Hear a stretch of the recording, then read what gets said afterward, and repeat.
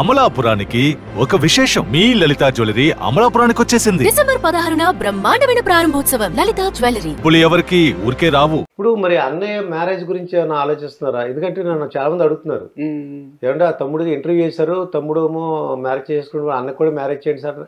నేను కూడా మీ ఇంట్లో ఫ్యామిలీ మెంబర్ అయిపోయాను. ఇప్పుడు నన్ను కనబడిన వాళ్ళందరూ అడుగుతున్నారు, మరి అన్నయ్య కూడా మ్యారేజ్ చేసి ఎందుకు ఇంకా చేసుకోవట్లేదు అన్నయ్య అంటే?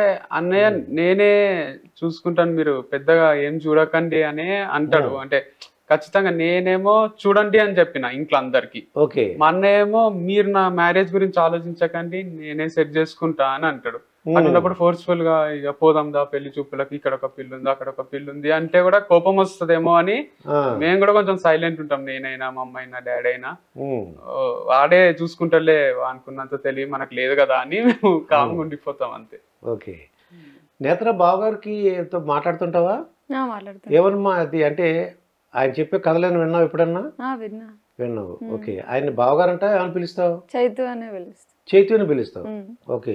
మరి ఆయన కూడా తొందరగా మ్యారేజ్ చేస్తే నీకు అక్క వస్తుంది, ఇద్దరు చక్కగా హ్యాపీగా ఉండొచ్చు. అది అవును.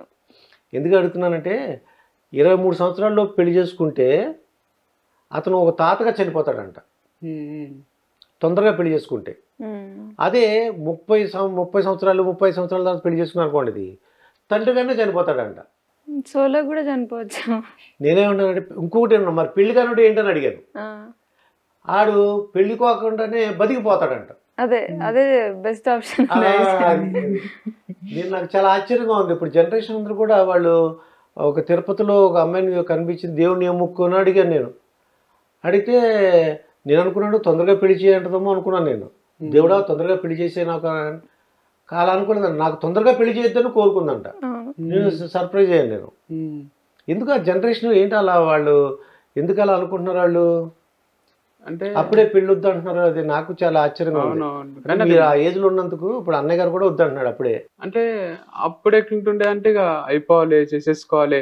ఆడపిల్ల కూడా 25 ఏళ్ళు వస్తానే ఇక అయిపోయింది నా ఏజ్ అని ఫిక్స్ అవుతుండే. 26 వస్తే నన్ను ఎవరు చేసుకోరు, 25+ అంటే ఆ అమ్మాయి చేసుకోరు, అండ్ బాయ్స్ కి 30+ అంటే చేసుకోరు అని చేసేయనన్న, లేకపోతే వాళ్ళు లవ్ మ్యారేజ్ చేసుకోరు అట్లుంటుండే. కానీ ఇప్పుడు దే ఆర్ మోర్ మెచ్యూర్డ్ అనిపిస్తుంది. అంటే ఇప్పుడు మాకు తెలిసిన చుట్టాల పిల్లలు వాళ్ళు కూడా గర్ల్స్ కూడా 28కి 29కి చేసుకున్నారు. మంచిగా యుఎస్ పోయి సెటిల్ అయ్యి డబ్బు సంపాదించుకొని, నా దగ్గర డబ్బు ఉండాలి, మా ఆయన దగ్గర డబ్బు ఉండాలి, ఏ కష్టాలు ఉండరాదు మా పిల్లలకు అనే పర్స్పెక్టివ్ లా ముందుకు పోతున్నారు.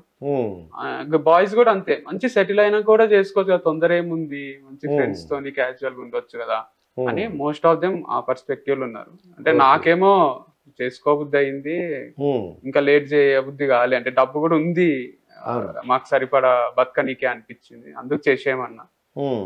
వేరే వాళ్ళది కూడా అంతే అనిపిస్తుంది నాకు. ఓకే. ఓకే. అయితే తొందరలో కూడా అన్ని మ్యారేజ్ చేసుకుంటే బాగుంటది.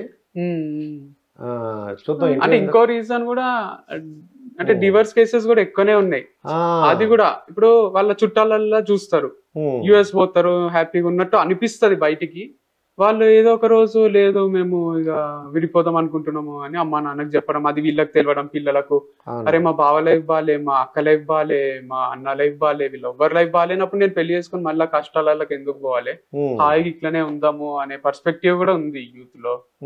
అందుకే వద్దు, బ్యాచులర్ లైఫే బెస్ట్ అనే ఫీలింగ్ ఉన్నారు. అది మీ ఇద్దరిని ఎవరన్నా ప్రముఖులు, అంటే మీ మ్యారేజ్ అయిన తర్వాత ప్రముఖులు ఎవరన్నా మిమ్మల్ని గుర్తించి లేదంటే పలకరించడం కానీ, మెసేజ్ పెట్టడం కానీ, ట్వీట్ చేయడం కానీ అలాగేనా చేశారా? ఏమన్నా ప్రముఖులు ఎవరన్నా, అంటే సెలబ్రిటీస్, సినిమా యాక్టర్లు కానీ, అయితే ప్రముఖులు యూట్యూబర్లు కానీ? అవును, రఘు మాస్టర్ గారు ఒకసారి మాట్లాడిండ్రు.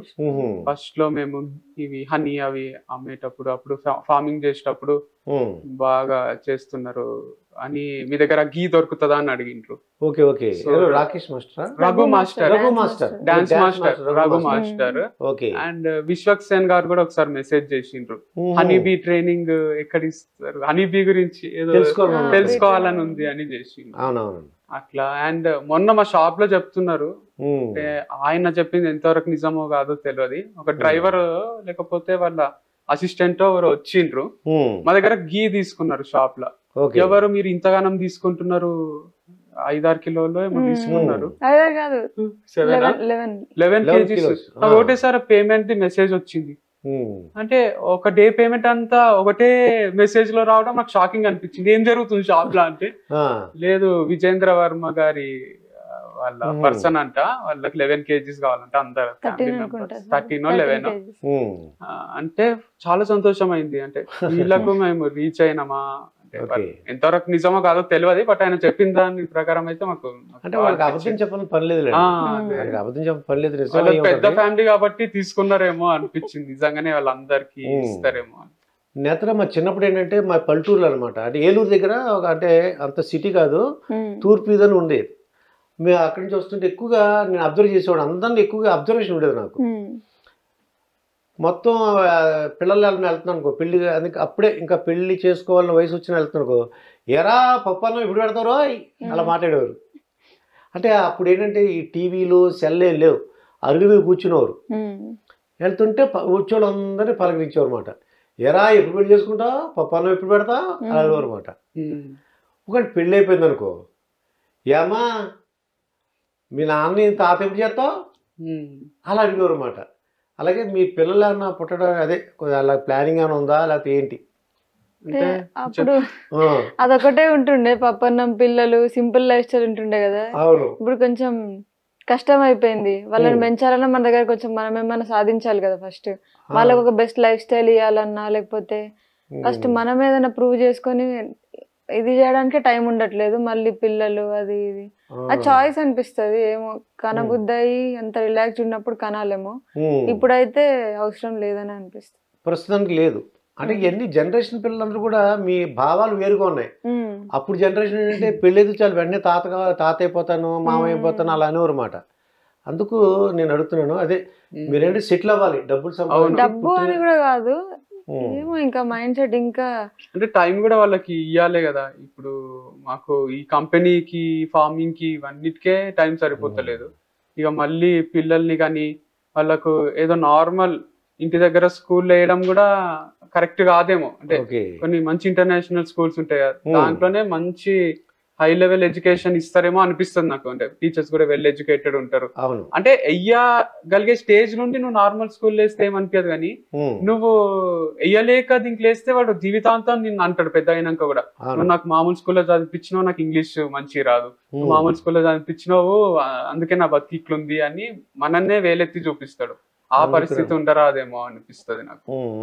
అంటే నువ్వే సినిమాలో ఒక డైలాగ్ ఉంటది కదా, నేను 10వ మెట్టు వరకు ఎక్కిన 11వ మెట్టు నుంచి మొదలెట్టాలి నా కొడుకు అనుకోవాలి, కానీ మళ్ళీ వాడిని కూడా రిక్షా కొనుక్కొని వచ్చి నువ్వు కూడా మొదటి మెట్టు నుంచే మొదలెట్టరా అని స్టార్ట్ చేయరాదు అనరాదు. అంటే చాలా మంది ఏమంటారు అంటే, నేను అన్ని కష్టాలు చూసినా నా కొడుకు కూడా అన్ని కష్టాలు చూడాలి, అయితేనే వాడు లైఫ్ తెలుసుకుంటాడు. అది కరెక్ట్ కాదని నా పాయింట్ ఆఫ్ వ్యూ. అంటే మనకి కొంచెమన్నా కంఫర్ట్ ఇవ్వగలగాలి మనం. అంటే బయట వరండాలో పండబెట్టి దోమలన్నీ కలిసి డెంగ్యూ వచ్చి హాస్పిటల్లో అడ్మిట్ చేయడం కన్నా ఇంట్లో దోమలు లేకుండా మెష్ అవి కొట్టించి హాయిగా పెంచడం కరెక్ట్ కదా.